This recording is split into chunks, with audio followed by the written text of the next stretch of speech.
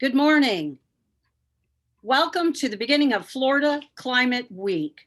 We appreciate the Volo Foundation sponsoring this very important event, and we're happy on behalf of Southern Alliance for Clean Energy to host this program, which is talking about tracking progress on clean energy solutions. Florida is already feeling the heat and paying the price from climate change. Sea level rise, chronic inland flooding, more extreme weather like killer heat, and intensified hurricanes.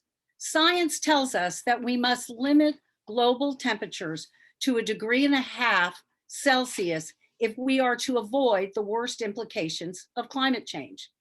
We must adapt to the impacts that are already baked into the pipeline, but perhaps more importantly, we must also dramatically reduce greenhouse gas emissions. Florida matters. If we were a country, we would have the 17th largest economy in the world. Yet Florida is terribly over-reliant on natural gas at 74%, and only 2.3% of our energy mix is met with solar currently. We're going to hear more on that from my colleague Brian Jacobs later, who has some promising future news. This panel is going to discuss trends in clean energy solutions, energy efficiency, solar, and the electrification of transportation. Southern Alliance for Clean Energy, our mission is to promote responsible and equity energy choices to ensure clean, safe, and healthy communities throughout the Southeast. So why are we tracking progress? Because it's been often said that if you can't measure it, you can't improve it. So we're here to track progress on the pathway to decarbonization. And I'm very honored to be here today with my 4 colleagues, and we are going to hear first from Maggie Schober, who is our Director of Utility Reform. Take it away, Maggie. Great, thank you, Susan, and good morning, everyone. So I'm going to go through the emissions sector and the emissions profiles for Florida and the Southeast as a whole. And I think it's important to look at the region and then, take a snapshot about where Florida is right now, how we got there, and what we would like to do about that. So these first slides, these first charts show a snapshot of both the Southeast and Florida in how many annual tons of CO2 are emitted for these sectors. As you can see, the 2 major sectors for both are both electric power and transportation. And they've been fairly close for a while, but notably a couple of years ago, in 2015, was the last year that electric power was higher than transportation. So we are seeing a little bit of a shift in carbon emissions by sector in both Florida and the Southeast, and this is reflective of what's going on in these sectors in the country as a whole. So this is where we've been, but why do we have these these kinds of emissions trends? Well, if you'll see on the next slide, if we're focusing in on the electric sector, the electricity sector has really gone through decades and sort of different eras where there have been preferred technologies. There's been booms in different kinds of technologies. So in the 50s we started out with coal. A lot of the coal plants that are still operating in the Southeast were built in the 50s all the way in through the 70s. There was a time where there was a lot of nuclear built. There hasn't been much of that lately. In the 90s, there was a big boom for gas. And you can see that has actually, somewhat continued. And we see a fair amount of solar also coming online. But notably, we still see a good amount of blue. So there's still, a good amount of gas planned to come online, even in the next few years, and onward beyond that. So that gets us to our generation forecast. So the previous slide was capacity. This is This is the actual energy based on the fuel that we're using. And this is, again, the snapshot of the Southeast as a whole, but there's some pretty general trends. You can see the blue is gas, the red is nuclear, the black is coal. Those are the primary resources that we're seeing. And if you go for the next one, we're going to zoom in on Florida and see what Florida is using. And you can see here that the chunk of the graph that is this dark blue for gas is significantly higher for Florida than it is even for the rest of the Southeast. And notably, from where we are today, 2021, on through 2030, there's not much of a dip in that blue. There is a little bit of the coal coming offline, but there is still, a planned reliance on a little bit of coal as well. And the top pieces there, we have our solar and our energy efficiency, and we see at least solar expanding, but the question is, is that enough? Is that going to get us to where we need to go? So if you look on this last chart, this is a chart from our emissions report where we report out on how utilities are doing on decarbonization. We look at both the utility level and the state level, and we take a utility's current plans. So your utility looks out 10, 15, 20 years at what they will need, what kind of power plants they will need to meet the load that they're serving, and they will set a plan for that. And right now, we're seeing a trend all across the Southeast. This is, again, the Southeast as a whole, but we see a similar thing in just zooming in Florida, where the utility plans, while we have had some decarbonization of the electric sector up till this point, we're not seeing much over the next 10, 15 years. And that is where, this is a really critical time for that decarbonization. And the IPCC has said we need to get to zero by 2040 to 2055. You can see those are the two lines in orange and green here. And that red line is, that's the compilation of current utility plans. And we are not on track. We are not even close, really, when you look out into the farther future. So we're at SACE working to change that. And my colleagues here are going to go through some of what we see as three of the really key pieces to that, which are energy efficiency, solar, and then the neat thing about looking back to our different sectors and the emissions, the more we decarbonize the electric generation side, and the more we electrify the transportation side, we can actually turn both of those carbon lines down towards zero more quickly. So I look forward to hearing from them. Back over to you, Susan. Great. Thank you very much, Maggie. And next, we're going to turn to Forrest Bradley Wright, who's the Southern Alliance for Clean Energy Efficiency Director.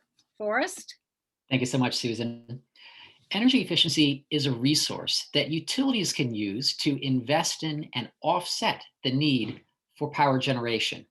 In effect, by investing in energy efficiency improvements to our homes and buildings, we reduce energy waste, and with it, we reduce the need for power generation.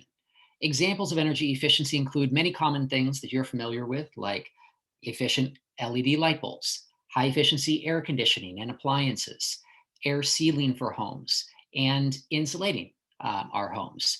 So one of the great things about addressing energy waste through energy efficiency is that many of these measures perform their very best at the times when we're using the most energy, for instance, at times of intense summer heat.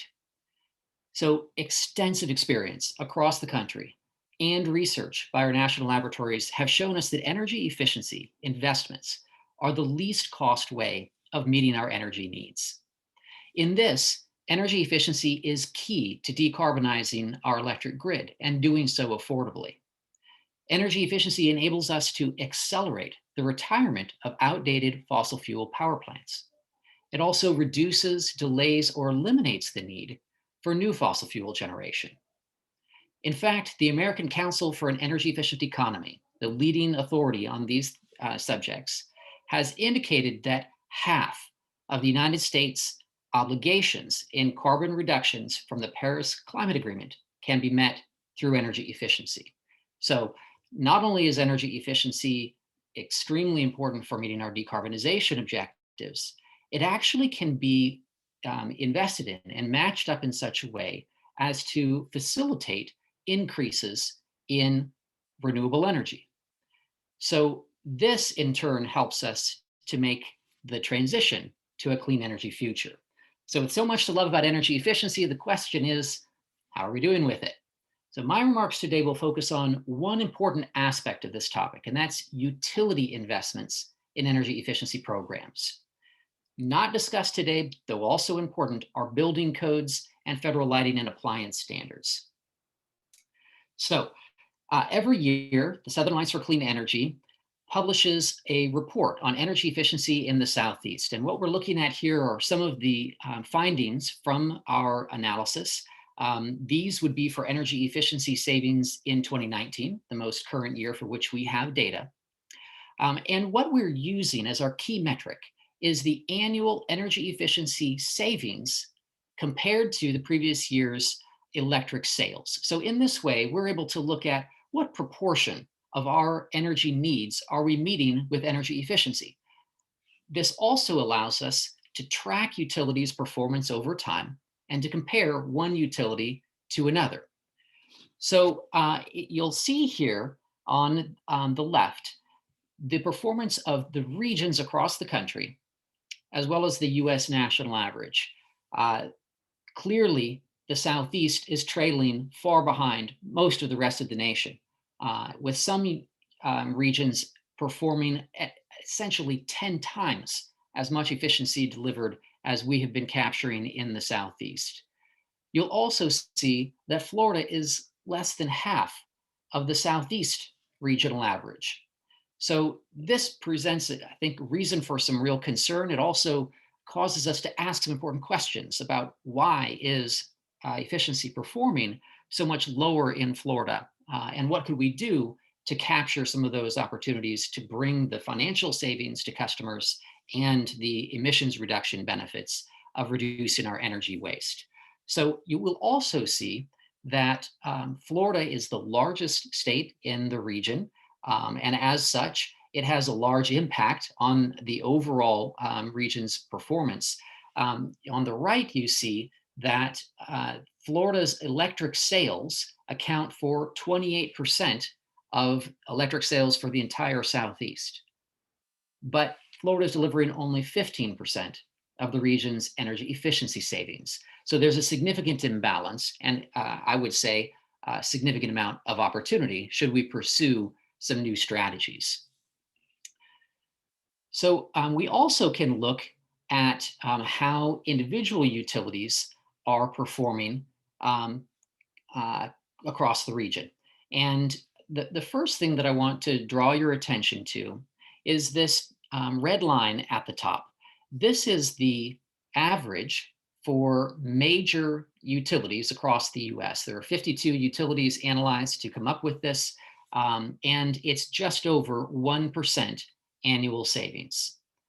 So we can see that the Southeast is substantially below that, again at 0.26. It's about a quarter of that. There is a US average here, which includes all utilities, and it's lower. This is because that includes smaller utilities, many of which do not have energy efficiency program offerings. And so for the purposes of our discussion today, we'll mostly be focusing on that 1%.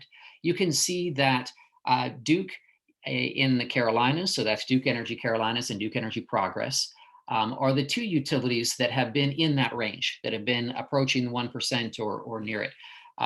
Whereas Florida utilities are trailing far behind. They're far behind peers across the country. They're behind Duke in the region.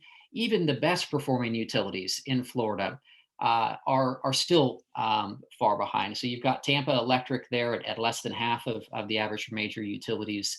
Not shown here, but JEA and OUC in Jacksonville and Orlando are at a similar level, 0.4 and 0.35 respectively, while Duke Energy is significantly below. And the state's largest utility, which is the recently merged Florida Power and Light and Gulf Power under the ownership of NextEra, they serve electric power for over half of all customers in Florida. And their performance is far, far lower. In fact, because of the size of those utilities and because of the poor performance that they have on energy efficiency, they're actually large enough to have shifted the entire regional average down by about 20%. So again, a lot of opportunity here, but some real historic challenges. So the opportunity comes in with changes that are now underway to Florida's energy efficiency rules. So it has been almost 3 decades. Actually, we've got a couple more things here where you can see, continue on to the next. You can see a breakdown that has Jacksonville and Orlando on there. You can see the comparison all the way down. I would draw attention to one more detail, which has to do with energy efficiency programs for low-income customers. So customers who may be struggling already to pay their energy bill and still afford basic household necessities like food, medicine, rent, all of those things, would benefit greatly from having lower energy bills that can come through energy efficiency programs for low-income customers. So this is another area where there is significant difference between utilities. And I would just kind of draw the strong contrast where Florida Power and Light over the last 5 years compared to Duke and Tampa Electric, where Duke was 20 times more efficiency savings for low-income customers, and Tampa Electric was delivering 50 times more efficiency savings. We do see over the coming 5 years ahead of us plans to increase that for all utilities, including Florida Power and Light, but there's clearly a real need for this, and there's some real differences. So as I was saying, there are changes now being contemplated to the energy efficiency rules that have been in place unchanged for nearly 3 decades. This is extremely important because Florida's low performance on energy efficiency can be directly tied to outdated practices in these policies. So it's a very good step in the right direction. And it reminds me in some regards of how Florida, the Sunshine State, was recently criticized for not being a leader on solar energy. And yet there has been a significant change in recent time with investment in and expansion of solar in Florida. So energy efficiency is still in the kind of very low performance, but these rule changes have the potential to bring Florida forward in a significant way. At heart, the issues that need to be addressed in those energy efficiency rules relate to outdated economic screening practices. Basically, the most affordable, the most impactful energy efficiency measures are being eliminated before they're even considered for setting energy efficiency goals and for utility efficiency program investments. The practices are that are in place in Florida are in place in no other state in the country. So it is clearly a time for a change. So let's envision what impact such a change could have. And I have here a projection. If you were to take the historically lower levels of energy efficiency in the Southeast and in Florida and bring them up to that 1% level that we discussed earlier, you could see a massive impact. So the carbon reductions in tons would be almost 6 million tons of CO2 reduction for the Southeast. For Florida, that would be approaching 2 million. And the equivalent, if you were to translate that into something I think we could maybe more easily relate to, would be removing gas-powered cars from the roads in Florida alone. There could be the equivalent reduction in carbon emissions as 400,000 cars being taken off of the road. One other way for us to think about this is the number of houses, electricity that could be served through energy saved. Now, I want to be clear, I'm not saying this is the number of homes that could have energy efficiency improvements. You could actually reach even many more than this. But the total energy use for over 300,000 homes could be reached in Florida alone if we were to rise up to that 1% level. And I want to put just one more important point of reference on this. It goes back to the subject of those who struggle to afford their energy bills and still meet their regular financial household needs. There are more than 5 million customers, approximately 36%, served by the largest utilities, those who are governed by the energy efficiency rules that I just discussed, who meet the federal standard for low income and qualifying for bill pay assistance so that they would be able to access payments to help them pay their bill. But a much better solution would be for us to be investing instead in energy efficiency that reduces energy waste and reduces energy costs while also reducing carbon emissions. So energy efficiency is a critical tool for us to meet our decarbonization goals. And I think I will close for now with that. Thank you. Thank you very much, Forrest. That was really informative, and it sounds like we've got a lot of room for improvement on energy efficiency. So now we're going to turn it over to Brian Jacob, who is our solar program director, to hear about solar in the Southeast and solar in Florida. Brian? Thank you, Susan, and thank you, Forrest, for giving me such a good segue. Energy efficiency is indeed the best place to start. It kind of reminds me of something that Amory Levins of Rocky Mountain Institute fame used to say about negawatts, the energy that we don't consume. And he would always say that negawatts are more valuable, much more valuable than megawatts. But sooner or later, no matter how much energy efficiency we do and energy conservation we do, we're going to need supply side generation options to complement those demand side efficiency options. And that's where solar comes in. And we certainly have plenty of solar in the Southeast and Florida in particular. As Susan said, I'm Brian Jacob, and I lead the solar program for Southern Alliance for Clean Energy. And like the decarbonization report that Maggie mentioned and the energy efficiency report that Forrest mentioned, we also published a Solar in the Southeast annual report. I'm working on the 4th edition right now, hope to get it out in June of this year. But what I've got for you today are excerpts from last year's report. And so the one that we published in June of 2020 looked backwards at 2019 and forward to 2023. We always do a 4-year rolling time horizon. But I'll try to weave in some commentary since I'm working on the new report right now to kind of give you a preview or hints at what you might expect to see in our next report. Let's start with the Southeast solar capacity forecast. When we looked at the Southeast as a whole last year, we showed that entering 2020, there were already more than 10,000 megawatts, 10 gigawatts of solar installed across the 7-state region that we call the Southeast. That's enough to power about 2 million homes. Or to put it in a different context, the largest coal-fired power plant in the country, the whole United States, is here in my home state of Georgia. It's Plant Shearer, has 4 units with a total of about 3.5 gigawatts. And yes, there's a Florida connection to that plant because Unit 4 of Plant Shearer, which is 848 megawatts, is owned by Florida Power and Light and the Jacksonville Electric Authority.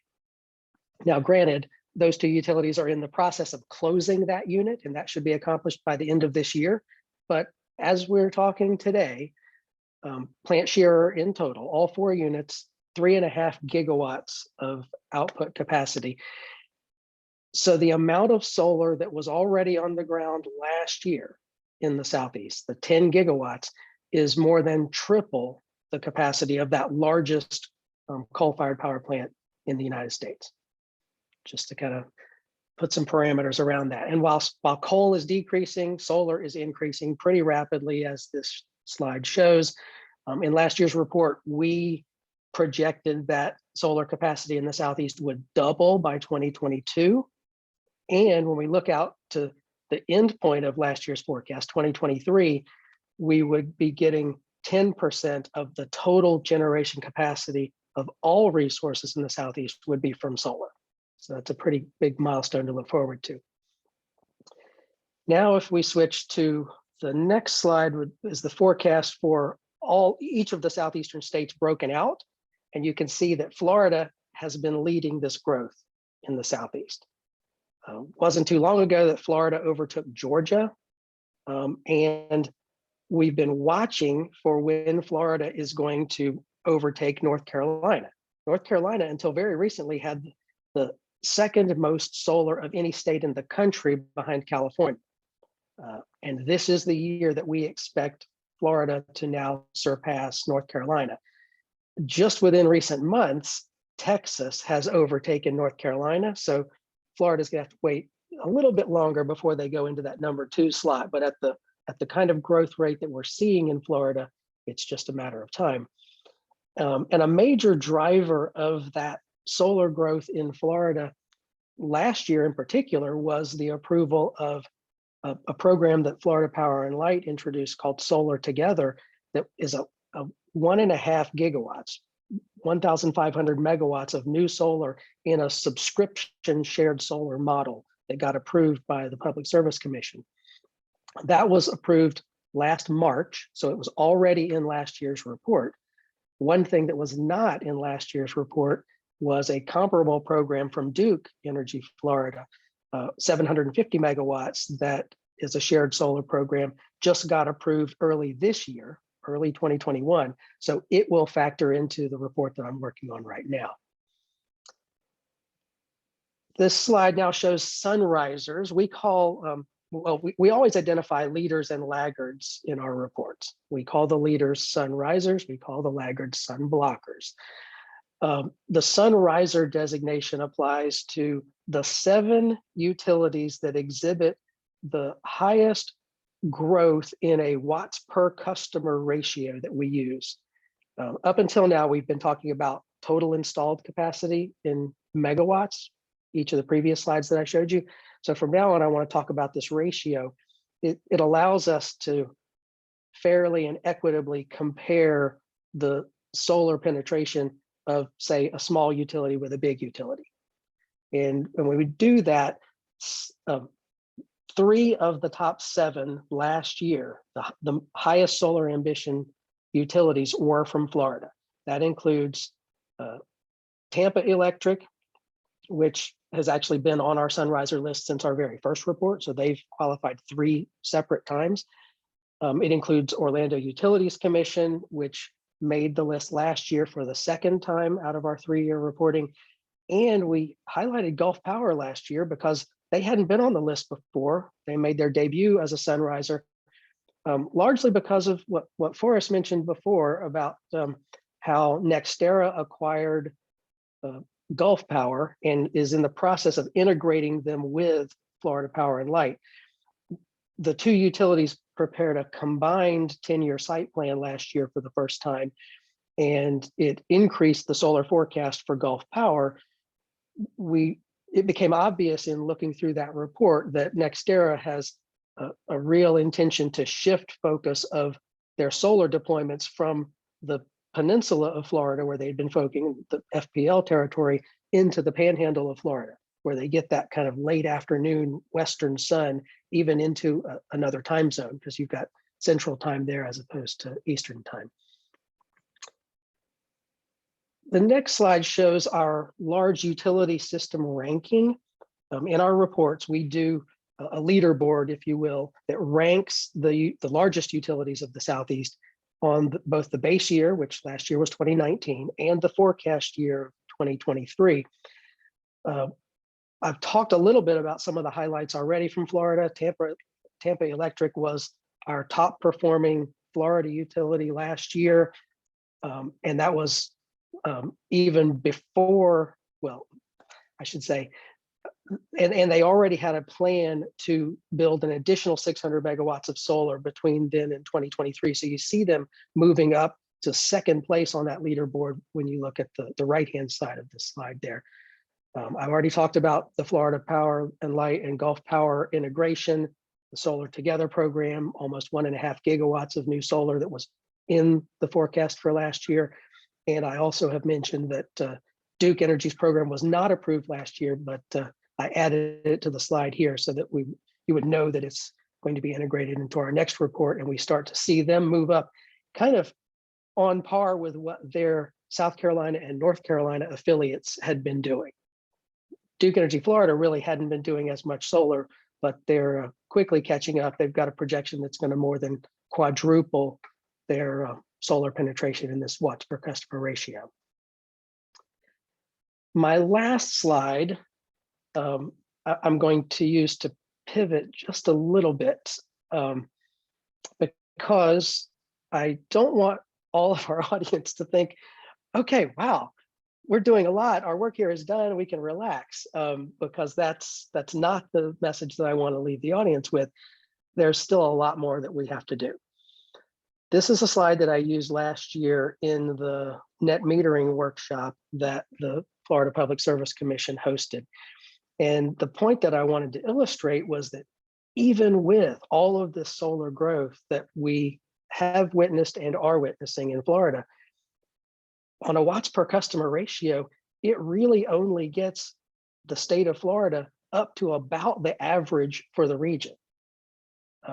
If you actually look at the graph there, it's a little bit hard to tell the Florida color, but it corresponds to the geographic map on the top of the slide there too. And it wasn't until last year that Florida got ahead of Mississippi in watts per customer. And even out to 2023, Florida is still going to be trailing Georgia and North Carolina and South Carolina when we look at this watts per customer ratio. Again, a really important normalizing metric for us to be able to compare a state with a large population versus a state with a small population. So I really wanted to offer that mainly for our audience members who might see the glass only as half full, or only partially full. Certainly nowhere near overflowing at this point. And if I quickly relate all this back to decarbonization, every kilowatt hour of solar prevents the release of almost a pound of CO2 emissions. So the 4 gigawatts approximately of solar that we already have installed in Florida are already preventing over 8 billion pounds of CO2 per year, every year, and that's growing. But to put it in context, Florida's emissions from the power sector are about 200 billion pounds per year, about 100 million tons. So solar is already reducing that by a little over 4%. And that's good news. And solar is obviously one of the clean energy resources, but only one of them. We've got energy efficiency, and we're going to talk about transportation sector here in just a minute. So it's good news, but we've got a lot more to do if we need to align with what the science says is necessary and completely decarbonize the electricity sector. So I want to thank the audience for everything you're doing to pursue that objective, and rest assured that SACE is going to be right there along with you. Thanks so much, Brian. I think the growth in solar is really encouraging. And as Maggie laid out, we're going to need every single piece of the puzzle, and solar is certainly a big piece. And as Maggie said, the transportation sector overcame the power plant emissions sector a few years back, so it's more important than ever. And I'm very excited to introduce my colleague Stan Cross, the Electrification Transportation Policy Director for the Southern Alliance for Clean Energy. Take it away, Stan. Thank you, Susan, and good morning, everybody. I look forward to talking to you about transportation in Florida and the electrification of mobility in the Sunshine State. So one of the things that we do at Southern Alliance for Clean Energy, along with the reports that you've just heard, is we also look at transportation electrification at both the regional and state level. And last October, we published a report on transportation electrification in Florida with our partners Atlas Public Policy. And a lot of the facts that I'll be talking about over the next few minutes come from that report, which is available online at electrifythesouth.org. So on my first slide, I always start the conversation about transportation electrification by looking at where the money is flowing and where the investment is happening. The movement towards electric vehicles is a relatively new industry, and as any new industry, it takes time to ramp up. And what we've been seeing in the past few years is that ramping really starting to accelerate. It is a global market. It's part of the global economy. And so what happens in Europe and China and India has bearing on what's happening in the US and what's happening in Florida. And what we've been seeing over the last year in particular are a lot of announcements from auto manufacturers, including GM and Volvo and Subaru and Toyota and BMW, all committing to ceasing production of internal combustion engines, with GM and Volvo leading the charge by doing so by 2035. We also see automakers like Volkswagen ceasing to do any R&D with internal combustion engines, focusing all of that development on electrification. And you see this shift happening with the automakers in part because there's a lot of policy pressure. You have countries in Europe and China and India, as well as the states of California and New York, who have all committed to banning internal combustion engines, the cars and trucks we drive today, by 2035. And so that is causing market momentum, and it's also giving the automakers the confidence that they can make this shift and make it profitable. What we also see happening is the investment is being made to support that transition. And that investment, just like the market, is global. And the US is doing a pretty good job right now of getting a lot of that investment brought here to our country, especially to the Southeast, where about 25% of that investment is being made today to support jobs here in the region. In Florida, there's not currently EV manufacturing happening, but there's a lot of supply chain companies and a lot of technology innovation that's happening in Florida to support the electrification. And so more of that investment dollars coming to the US means more of that investment dollars coming to Florida. So in the next slide, we'll look at EV sales. And there's a lot going on this slide. So let me just zero in on a couple of things. The first thing I want to draw your attention to are the blue bars. The blue bars are Teslas. And you can see very clearly that Tesla is dominating this market. And that position that Tesla has, along with the investment and the policies that are being passed, is really encouraging the auto industry to step up their game because they see Tesla pulling far ahead and want to make sure that they can keep up for this transition. The other thing I want to draw your attention to is the very last bar on the bar graph that reflects the fourth quarter of 2020. And I want to note that coming out of a year where we've all been suffering from the consequences of the pandemic, we see electric vehicles tying for the second greatest quarter of sales they've had so far. And what this is demonstrating is that coming out of the pandemic, electric vehicles are proving to be more resilient as a technology than cars themselves. The hit to the EV market was much less than it was to autos in general, and the recovery for EVs has been much quicker. And we expect that growth to continue to be ramping up in the years to come. So one of the things that we do in our reports is we track a variety of indicators. And for transportation, we're tracking sales, EV charging deployment, utility investment, and government funding, among other things. What I want to draw your attention to is that in Florida, currently, looking at just gross EV sales, Florida ranks number 2 in the country, right? So Florida is kicking gas. But just like Brian mentioned with solar, when you look at it on a per capita basis, how many EVs, per 1,000 people, Florida drops to 18th in the nation, right? So Florida's pulling ahead in gross sales, but has a lot of room to grow when it comes to per capita adoption. You see a similar scenario in EV charging deployment, where the state's again second in the nation with the number of chargers that have been deployed.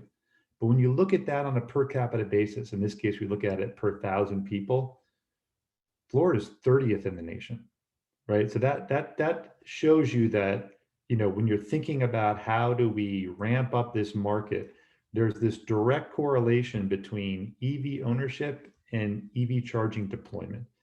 Consumers need to feel confident that the EV chargers are in place to support their mobility needs.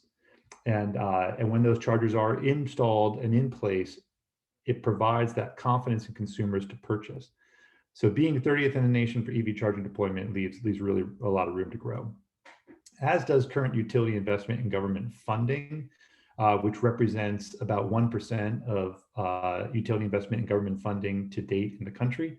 So there's, again, a lot of room to grow. You're starting to see utilities lean in to the space and looking to invest, and the government is doing the same through the Volkswagen settlement funds, but there's a lot of room to move here. And when you look nationwide, the states that have more significant utility investment and more significant government funding, as well as supportive electric vehicle policies, is where you see EV adoption really strong. So EVs, as both Maggie and Brian were mentioning, have this direct correlation to electricity consumption. And one of the coolest things about electric vehicles, besides the fact that they're high performance cars that are quiet and awesome to drive with cutting edge technology, is that they are consuming electricity instead of gasoline. And so when you're consuming electricity instead of gasoline, you have a much more efficient system. And because of that efficiency, right, EVs already plugging into today's utility mix that we've heard about already in this presentation is like driving a car that gets 87 miles per gallon from a carbon perspective. So even in today's utility mix, driving an EV is a significant climate solution for Florida. And the beautiful thing is, as Brian was saying, every day the grid gets cleaner. Well, if you own an EV, every day your EV gets cleaner. So you're just going to be offsetting more and more carbon emissions the longer you drive. In addition to those carbon emissions, there's also the benefit of not having any tailpipe emissions. I think we've all become acutely aware of the connection between public health and air pollution during this pandemic. And eliminating those tailpipes from cars, and especially from trucks and buses, significantly improves public health, and improves public health for communities that are often overburdened most by that pollution. Our low to moderate income communities, our Black and brown communities, and some of our rural communities that are located on those transportation corridors where that pollution is most densely concentrated. And then thirdly, when you drive an EV, it costs a lot less. Driving an EV can save a consumer between $6,000 and $10,000 over the life of that vehicle. That's significant. And so enabling folks to drive EVs doesn't only address climate and public health, but it saves people money. And so coupling that with the energy efficiency that Forrest was talking about, you can start to see this sort of future where we're using less, and what we're using is electrified by more and more renewable energy. And if we take all of that and put it in the car, then all of a sudden we're sort of maximizing the climate benefit of our investments in both cleaning the grid and cleaning transportation.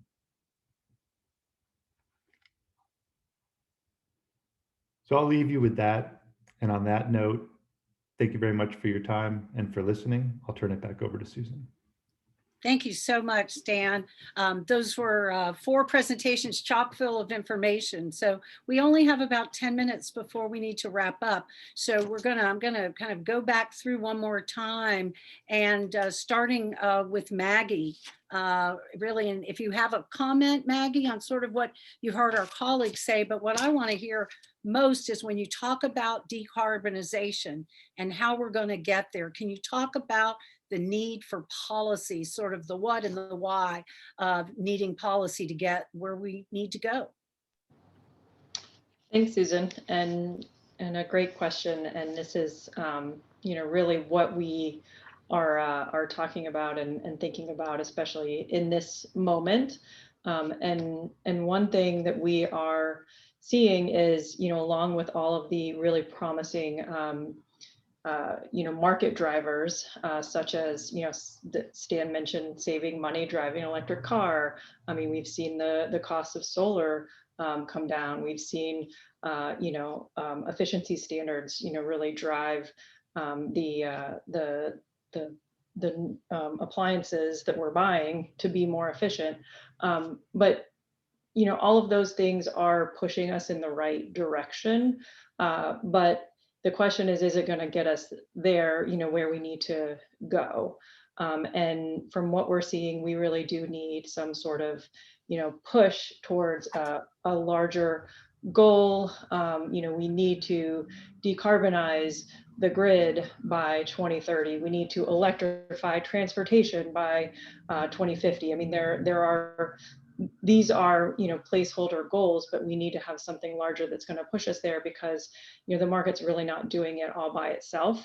It needs to be a combination of this kind of push and pull, carrots and sticks, and everybody getting involved, policy and policymakers, and all of you guys. So it's an important reason why we do the work that we do.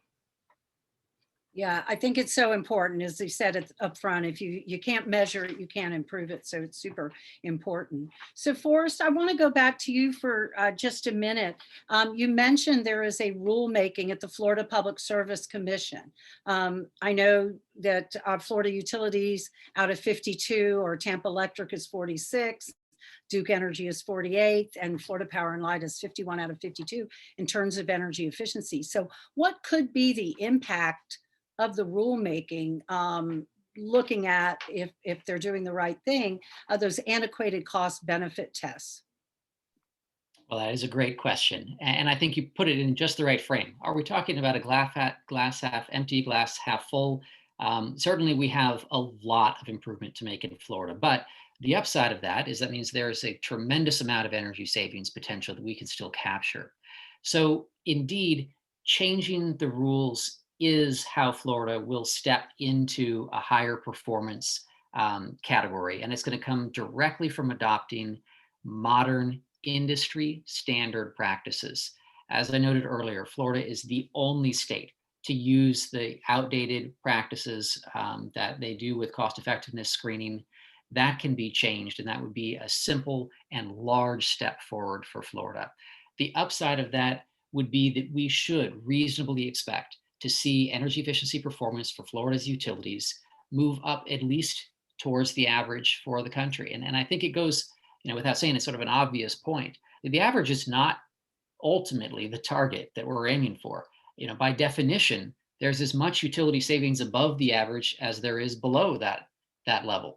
But for Florida, for where we are right now, just embracing modern standard industry practices is going to make a big difference. This rulemaking is underway right now. There has been one public workshop related to it. The commissioners who will ultimately be making this decision need to hear from the public. They need to hear from citizens. They need to hear from our local governments that have been showing more leadership on clean energy than sometimes the state has. And ultimately, we can look forward to energy savings with lower bills and reduced energy waste when we move forward with energy efficiency. So again, there's a lot of opportunity for us to go up from where we are right now. Thanks, Forrest. And clearly, the most vulnerable and the people who need the help the most are most impacted when you don't have utility scale programs. So for those who are listening who would like to take a quick, easy action, there is a website set up, EnergySmartFL.com, EnergySmartFL.com, and that'll help you weigh in and send a letter to the Public Service Commission with relative ease. It'll just take a minute or two. So thank you for that. Brian, so we're going to flip right back to solar, because I would like to hear you talk about two things, which is how do we accelerate the transition to solar in Florida? And then can you sort of speak to utility scale versus rooftop solar, Brian? Yeah, sure.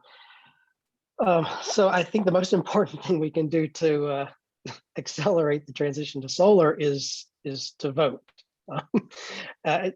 Maggie kind of mentioned it already as well about us needing a carrot and sticks approach. So I would say people should vote for clean energy candidates. And since this is not an election year, I'd kind of take it a step further and say talk to the people who have already been elected into those positions. The Florida legislature is dealing with a number of clean energy bills right now, things that deal with solar on schools, bills that would allow the solar farms in Florida to be double the size that they are now. And then there's a couple clean energy standards too. Both the House and the Senate have a clean energy standard bill. So I would say talk to your representatives and state senators. I would say talk to people in DC as well, because the Clean Futures Act is in play at the federal level, and we need all levels of persuasion to get us onto the pace of change that's necessary to thwart the worst of the climate crisis. Let's see, your second question was about the scale, utility scale versus rooftop. That's right. Yeah, so at SACE, we often say that we support solar across all different market segments. So we want to see the utility scale segment succeeding, the commercial and industrial scale, the community and shared solar subscription models like I talked about, as well as the customer-owned rooftop solar. Not any one to the exclusion of the others. And so we've supported the utilities on some of these major utility scale projects. We helped kind of negotiate behind the scenes to get some improvements in those programs. But we also called out the solar cavalry, as I called them last year, during that net metering workshop, and getting letters into the Public Service Commission to try to defend one-to-one retail net metering that Florida has now, arguing that the penetration had not reached a level yet that warranted doing anything different. It was working. Don't mess with it. They're both very important, utility scale and residential rooftop. That's right. We want to make sure that Florida families and businesses, small businesses, get the same benefit and opportunity that the utilities get and larger customers. So it's really important that we have both. So thank you for that. So Stan, on kind of a similar vein, how does Florida become more of a leader in the Southeast, region, and what is the role that government plays in that as well? I think Florida is poised to continue to build on its leadership position. Right now, the Florida Department of Energy and the Florida Department of Transportation, the Energy Office, Florida Department of Transportation, and the Public Service Commission are all working on the Florida EV Master Plan, which the legislature required them all to do. And that process is going to be completed in the next few months. Many stakeholders have been involved, and there's a really robust and strong plan being developed that at this point, Florida Department of Transportation is leading getting over the finish line. So I think getting that plan in place, and as part of that plan, setting an aggressive goal for adoption, both for consumers and for fleets in Florida, will be really important to signal to the market that Florida is truly pursuing electrification of transportation. And with that signaling, bring in that increased investment to support EV charging deployment, and also the availability of electric vehicles for consumers to purchase. When it comes to the role of state government, as with any disruptive nascent industry, support is always needed. Government supported us transitioning from landlines to cellular phones. It's supporting broadband access across the state and the country. And this transition to electric vehicles requires support as well. It's disrupting the status quo of the last 100 years. And it's doing so because driving electric is a better solution for our mobility, whether it's freight and delivery trucks, school and transit buses, or the car that's parked in your garage. Electrifying that transportation is going to save consumers money, save taxpayers money, improve public health, and address the leading sector of climate emissions in our country right now. So there's a lot of benefits that come from that. So government support, it enables everyone to access all of those benefits, as well as getting the technology rolling. That's great. Yeah, a lot of people don't realize that taking an internal combustion engine off the road is one of the fastest ways, or maybe the fastest way, to address climate change. And the issue of global climate change is really an interesting one, because it's one where the individual person can take an action, like making your own home more efficient or getting an electric vehicle. But it's also a global problem and requires policy at the local, at the state, and the federal level. So we all have our work cut out for us, because it is an epic problem. And I hope that everybody who's listening today, I want to thank again the Volo Foundation for organizing Florida Climate Week. And please visit us at cleanenergy.org. As you heard today, we're going to have updated versions of the reports that you heard about coming along soon. So with your morning coffee or tea, please check cleanenergy.org and look for those new reports as they come out. And I am so proud to be here with my amazing colleagues. So thank you for taking time to be part of this. And we wish everyone a wonderful Florida Climate Week. And we need to all come together and work even harder and rededicate ourselves to reducing greenhouse gas emissions and to protect Florida into the future. So with that, I thank you.